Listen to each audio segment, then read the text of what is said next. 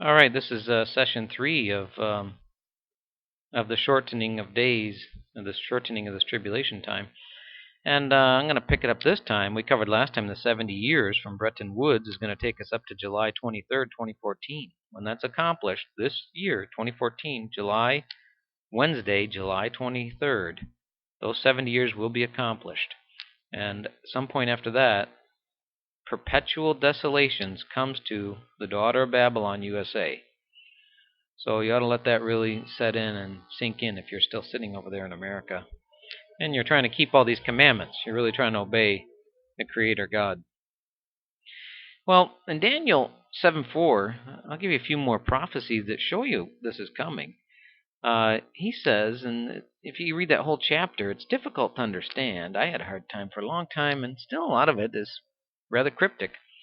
But he says here, the first was like a lion, he's speaking of these kingdoms, and had eagle's wings. And I beheld till the wings thereof were plucked, and it was lifted up from the earth, and made stand upon his feet as a man, and a man's heart was given to it. And behold, another beast, a second, like unto a bear, and it raised itself up on one side, and it had 3 ribs in its mouth, of it between his teeth, and they said to us, Arise, devour much flesh. Well, it's describing, I think, our kingdom. It's like a lion. We come from the Lion of Judah, which is Great Britain over there. It's Manasseh, and their symbol is the lion. You'll see on their heraldry, they got the lion on one side and the unicorn on the other. The lion is the lion of the tribe of Judah. The unicorn is the tribe of Ephraim, which is the symbol from my tribe. I found in my family name. I went back and looked at the heraldry, and on the top is a unicorn. That's mentioned right in Genesis. And that symbol of the unicorn is the symbol of the tribe of Ephraim, which is which is America in these end times. And I explain that too in End Time Events 6 through 10, so you can go take a look at those. But this is very interesting because he says the eagle's wings, and the wings were plucked. Well, what's our symbol? The USA symbol is an eagle, and his wings get plucked. Now that doesn't sound good. That doesn't sound good at all. It sounds like our symbol gets plucked. We get killed. We get done away with. And that's exactly what happens, I think. And who gives it to us? Well, the second kingdom, the kingdom that comes up. And what is the kingdom that comes up? Well, it's likened to a bear.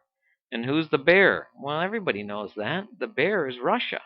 That's their symbol, the bear of Russia.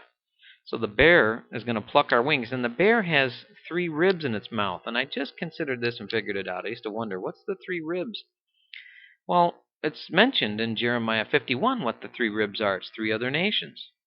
And he says here in Jeremiah 51:27, and this is describing the daughter of Babylon and its destruction. It says, Set you up a standard in the land, blow the trumpet among the nations, prepare the nations against her. That's against the daughter of Babylon over here, us, the USA.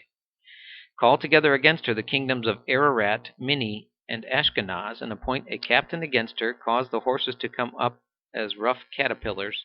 Prepare against her the nations with the king of the Medes, the captains thereof, and all the rulers. Now, you probably don't know. If you just do a little research, you can figure out who these 4 are that are mentioned by name. Ararat is Turkey. That's where the Ararat Mountains are. Minni is Syria. That's pretty simple study there. Any search online will show you that. Ashkenaz is the one that's most cryptic. The Ashkenazi Jews come from the Black Sea region of Russia. And then they went to Germany. Well, if you go back to where they came from the Black Sea region of Russia, that's I think he's talking about Russia. And where is that Crimea? That's in the Black Sea of Russia. It's right there. It's right exactly where this area is. This isn't even just Greater Russia. This is actually pointing you right to Crimea, right where the big blow-up's coming right now, right where everything's going on right now. And then the Medes, of course, is Iran. They still speak the Mede language over there. So he lists off the 4 nations. So he lists up above the bear, which is Ashkenaz, Russia, and then the 3 ribs, well, that's Ararat, Minni, and the Medes. Those are the 3 ribs in his mouth. He's using those ribs are going with them to tear up us. Yeah. Boy, it's going to be real bad. It goes on in 29. It says, the land shall tremble in sorrow, for every purpose of Yahuwah shall be performed against Babylon, to make the land of Babylon a desolation without an inhabitant.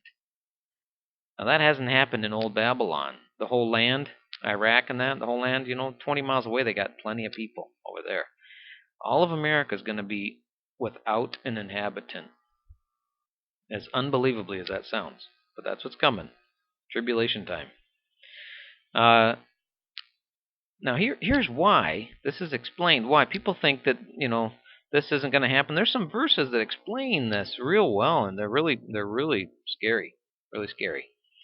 Jeremiah 50, verse 9. For lo, I will raise and cause up to come against Babylon an assembly of great nations from the north country. Guess where Russia is? In the north country. And they shall in array against her, and from thence she shall be taken, and their arrows shall be as a mighty expert man. None shall return in vain. Now he's talking later. He calls them shiny arrows or bright arrows. Well, bright arrows. What are bright arrows? He's talking about the missiles, these nuclear bomb missiles, and he says none of them are going to return in vain. So all of theirs are going to work just fine. They're going to hit us. It's going to be real bad. Worse, keep listening because it gets worse.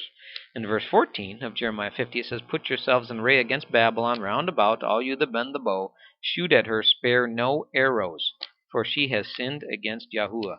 So this is the Creator telling them to spare no missiles. Don't spare any missiles. Nuke us from off the face of the earth. And now he wants to destroy the sinners out of his people. That's what he's saying. And I've showed you that in some previous. If you would just watch the previous session I did on. Al Addis did this talk on the narrow way, and contrary to what your lying preachers are telling you, the sinners don't get wafted off on a cloud and raptured out of here and get to watch it from the mezzanine and all the cute things they tell you. No, the sinners get destroyed. He says, I'm out to destroy the sinners and transgressors out of my people. Well, this is how he does it, and it's really horrific. And he says the ones that are following him, I think 6 or 8 times he tells you, flee. He gives you commands. Come out of her, my people, that you'll be not partakers of her sins, and you receive not of her plagues. If you stay over there, you're forced into keep sinning, because they keep taking your taxes to bomb people around the world and to pay for abortions, to kill babies, and all kinds of wickedness. Well, going on from my rant. So it tells them here to spare no arrows.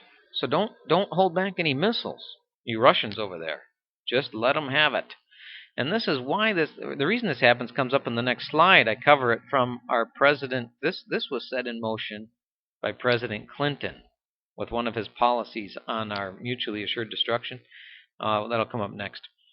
But in Jeremiah 51:56, he says, because the spoiler has come up upon her, even upon Babylon, and her mighty men are taken, every one of their bows is broken. For Yahuwah, the God of recompenses, shall surely requite. He's going to require all of our wickedness back at our hands. In fact, he says double unto her what she has done. Well, we've killed 53 million children through abortion. Somewhere between 53 million and 70 million, depending on who's doing the counting.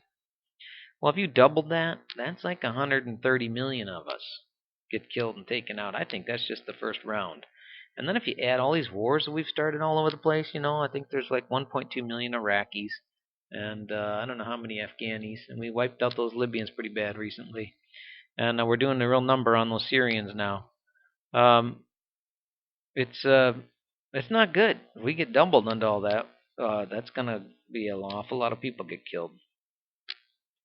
And that's why in Revelation, that's what he's talking about. In Revelation on the right hand of the screen, 17:6, he shall eat her flesh and burn her with fire. That's us. We get burned with fire.